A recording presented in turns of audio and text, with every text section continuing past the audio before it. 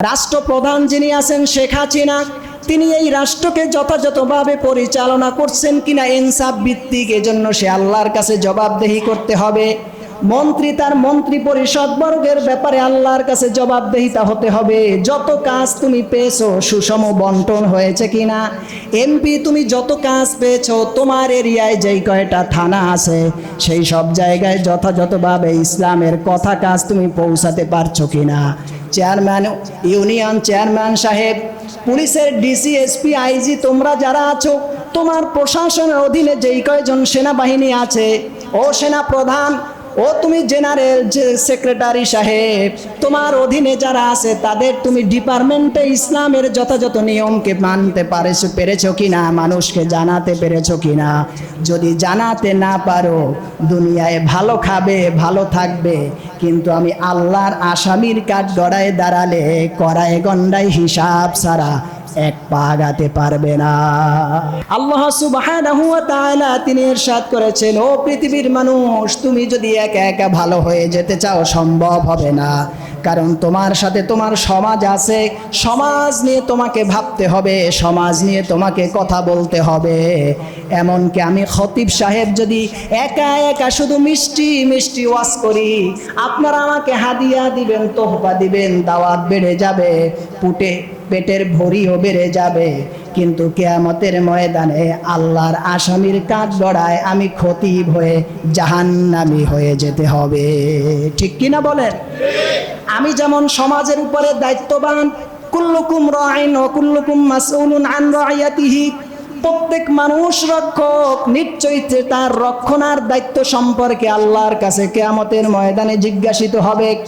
রাষ্ট্রপ্রধান যিনি আছেন শেখ হাসিনা, তিনি এই রাষ্ট্রকে যথাযথভাবে পরিচালনা করছেন কিনা ইনসাফ ভিত্তিক, এজন্য সে আল্লাহর কাছে জবাবদেহি করতে হবে। মন্ত্রী তার মন্ত্রী পরিষদ বর্গের ব্যাপারে আল্লাহর কাছে জবাবদেহিতা হতে হবে। যত কাজ তুমি পেয়েছো সুষম বন্টন হয়েছে কিনা।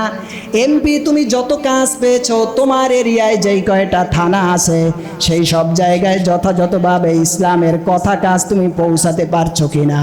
চেয়ারম্যান, ইউনিয়ন চেয়ারম্যান সাহেব, পুলিশের ডিসি, এসপি, আইজি, তোমরা যারা আছো, তোমার প্রশাসনের অধীনে যেই কয়জন সেনাবাহিনী আছে, ও সেনা প্রধান, ও তুমি জেনারেল সেক্রেটারি সাহেব, তোমার অধীনে যারা আছে তাদের তুমি ডিপার্টমেন্টে ইসলামের যথাযথ নিয়মকে মানতে পেরেছো কিনা, মানুষকে জানাতে পেরেছো কিনা। যদি জানাতে না পারো, দুনিয়ায় ভালো খাবে, ভালো থাকবে, কিন্তু আমি আল্লাহর আসামির কাঠ গড়ায় দাঁড়ালে কড়ায় গন্ডায় হিসাব ছাড়া এক পা আগাতে পারবে না।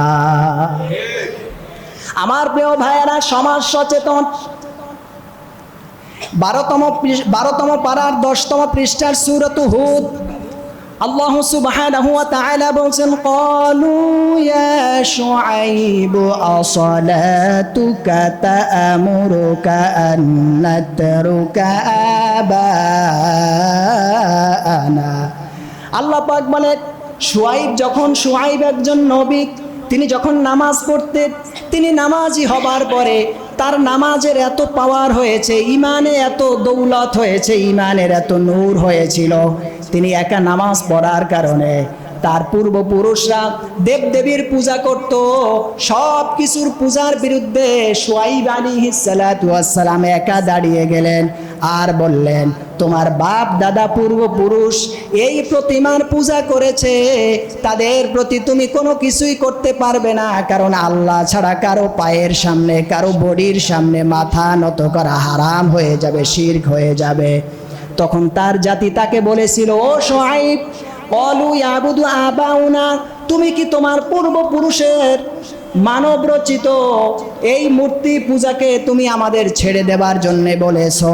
হযরতে শুআইব আলাইহিস সালাতু ওয়াস সালাম বলেন, ইসলামের বাতি নূর এমন একটা জিনিস, নিজেও পরিশুদ্ধ হয়ে যায়, তার পাশের যারা তারাও পরিশোধিত হয়ে যায়। ওনার একার দিন ইসলাম দিয়ে একটা সমাজের ভিতরে বিপ্লব ঘটে যেতে পারে। সুবহানাল্লাহ, জোরে নাই?